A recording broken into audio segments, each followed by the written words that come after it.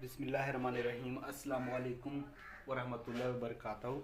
Dear students, हम लोग ने एमएससी मैथमेटिक्स के कोर्स को शुरू किया हुआ है। एमएससी मैथमेटिक्स में हम लोगों ने कम्प्लेक्स एनालिसिस को हम लोग डिस्कस कर रहे हैं। आज हम लोग कम्प्लेक्स एनालिसिस की बेसिक डेफिनेशंस को समझेंगे। ठीक है, कि सबसे पहली डेफिनेशन है हमारे पास कि कम्प्लेक्स नंबर क्या होता है। ठीक है, उसके बाद हम लोग ने समझना है कि कम्प्लेक्स वेरिएबल फंक्शन क्या होता है। किसी भी कम्प्लेक्स नंबर का मॉडुलस हम लोग किस तरीके से फाइंड आउट करते हैं, और किसी भी कम्प्लेक्स नंबर के का हम लोग आर्गूमेंट मतलब जो एंगल थीटा होता है वो कैसे फाइंड आउट करते हैं, इनके ऊपर हम लोगों ने क्या करना है, बात करनी है। तो सबसे पहले आप लोगों को मैं समझाता हूं कि कम्प्लेक्स नंबर क्या होता है। कम्प्लेक्स नंबर, ठीक है, कम्प्लेक्स नंबर, ठीक है। कम्प्लेक्स नंबर जो होता है उसको z से हम लोग शो करते हैं। ये होता है x प्लस आयोटा y के बराबर, x प्लस आयोटा y। इसमें z क्या है, ये हमारे पास एक कम्प्लेक्स नंबर है, कम्प्लेक्स नंबर है। ठीक है, ये क्या है, ये हमारे पास एक रियल पार्ट होता है। जिसके साथ आयोटा नहीं होता उसको क्या कहते हैं हम लोग, रियल पार्ट कहते हैं। और इसके साथ आयोटा है तो इसको हम लोग क्या कहेंगे, इमेजिनरी पार्ट। इमेजिनरी पार्ट, किसका इमेजिनरी पार्ट कहेंगे, ये z का इमेजिनरी पार्ट है। ठीक है, ये रियल पार्ट किसका है, z का रियल पार्ट है, क्योंकि इसको हम लोग ने z का नाम दिया। तो मतलब ये कि कम्प्लेक्स नंबर जो होता है वो क्या होता है, रियल पार्ट और इमेजिनरी पार्ट का सम होता है। फॉर एग्जाम्पल अगर हमारे पास z इज इक्वल टू दिया हो यहाँ पे 2 + 3 आयोटा, और वो कहता है कि इसमें से रियल पार्ट और इमेजिनरी पार्ट कौन सा है, तो आप लोगों को पता है जिसके साथ आयोटा नहीं होता वो रियल पार्ट होता है, जिसके साथ आयोटा होता है वो क्या होता है, इमेजिनरी पार्ट होता है। ठीक है, तो इसमें से real part of z, z का रियल पार्ट कौन सा है, और रियल पार्ट ऑफ z को इसको इस तरीके से लिखते हैं रियल z। ठीक है, तो ये 2 के बराबर है। और imaginary part of z, imaginary part of z, imaginary part क्या होता है, जिसके साथ आयोटा होता है, तो ये किसके बराबर है, यहाँ पे 3 के बराबर होता है। ठीक है, तो रियल और इमेजिनरी पार्ट का जो सम होता है या डिफरेंस होता है दरमियान में, प्लस हो या माइनस हो, इससे फर्क नहीं पड़ता, तो उनको क्या कहते हैं हम लोग, कम्प्लेक्स नंबर कहते हैं। ठीक है, कम्प्लेक्स नंबर में क्या होता है, एक नंबर के साथ आयोटा नहीं होता, दूसरे नंबर के साथ क्या होता है, आयोटा होता है। ठीक है, दरमियान में प्लस भी हो सकता है, माइनस भी होता है, मल्टीप्लाई भी हो सकता है। बहरहाल आप लोगों को ये पता होना चाहिए कि कम्प्लेक्स नंबर में रियल पार्ट के साथ आयोटा नहीं होता, इमेजिनरी पार्ट के साथ क्या होता है, आयोटा होता है। ठीक है, तो उसके बाद हम लोग बात करते हैं complex variable function. Complex variable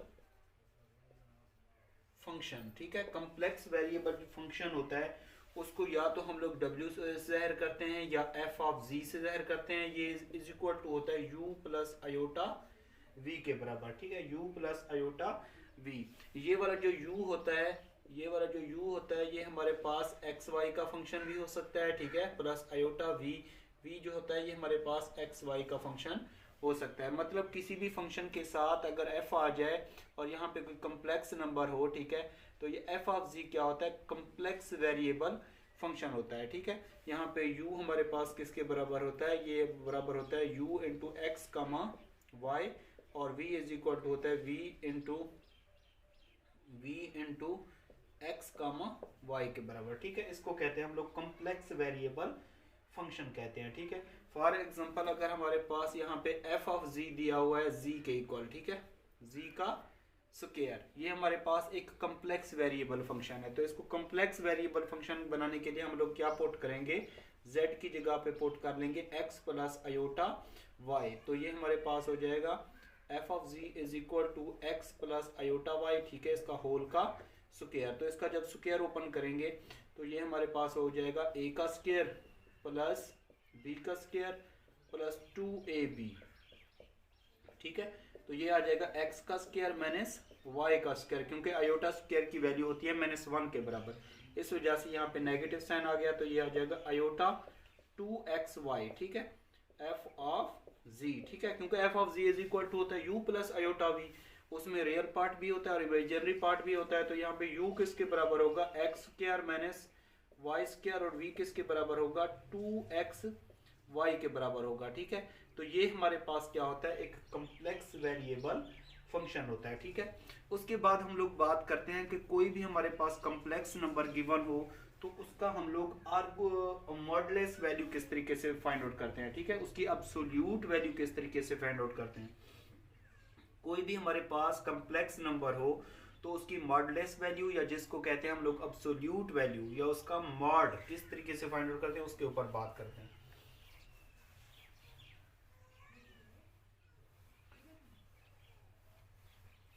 तो थर्ड नंबर पे हम लोग बात कर रहे हैं मॉडुलस ऑफ कम्प्लेक्स नंबर।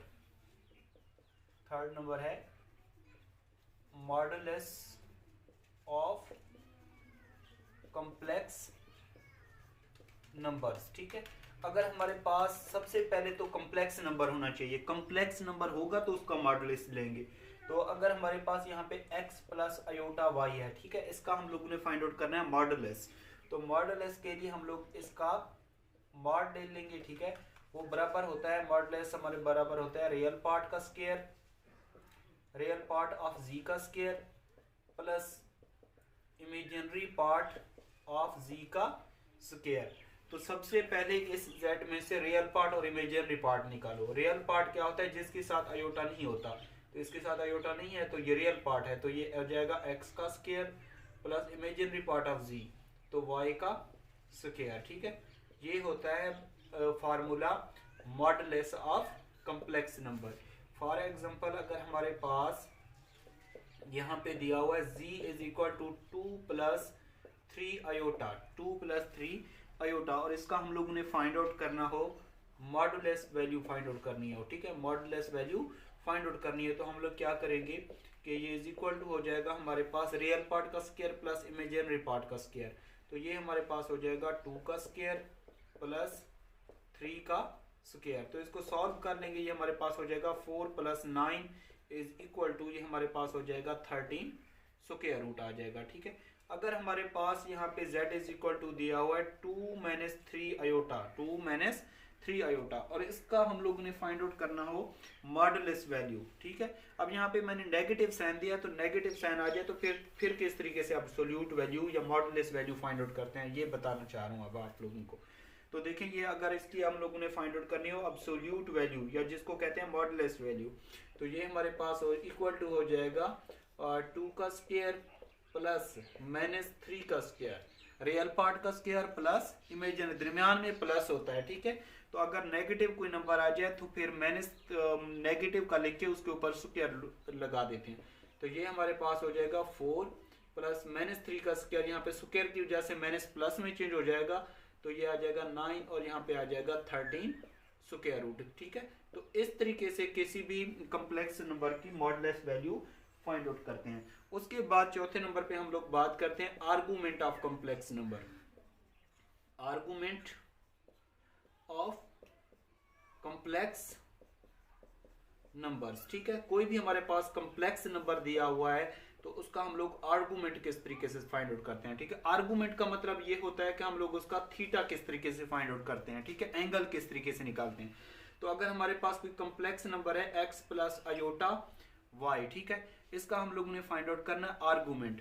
तो वी नो दैट आर्गुमेंट का जो फार्मूला होता है, आर्गुमेंट का फार्मूला होता है theta is equal to tan inverse imaginary part of z divided by real part of z। ठीक है, इसके बराबर होता है। तो ये हमारे पास हो जाएगा ten inverse imaginary part of z।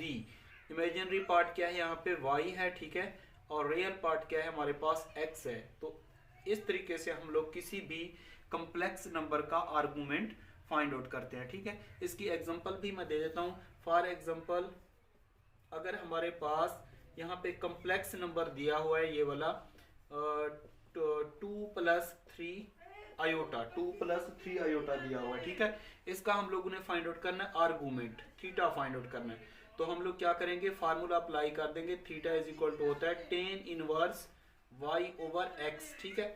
ये हमारे पास जिस तरह z इज इक्वल टू होता है x प्लस अयोटा y, ठीक है। इसका अगर कंपेयरिंग करें तो x किसके बराबर है, 2 के बराबर है, और x किसके बराबर है, वहां पे 2 के बराबर है, y किसके बराबर है, 3 के बराबर है। x होता है रियल पार्ट ऑफ z और y क्या होता है, इमेजिनरी पार्ट ऑफ z। तो थीटा इज इक्वल टू हमारे पास हो जाएगा टेन इनवर्स y किसके बराबर 3 के और ये 2। तो ये इस तरीके से इसका फाइंड आउट कर लेंगे, ठीक है। तो ये इसका सोल्यूशन, अगर इसमें आप लोगों को कोई भी प्रॉब्लम हो तो आप लोगों ने यूट्यूब चैनल पर मुझे कमेंट्स करके बताना है, ठीक है। शुक्रिया।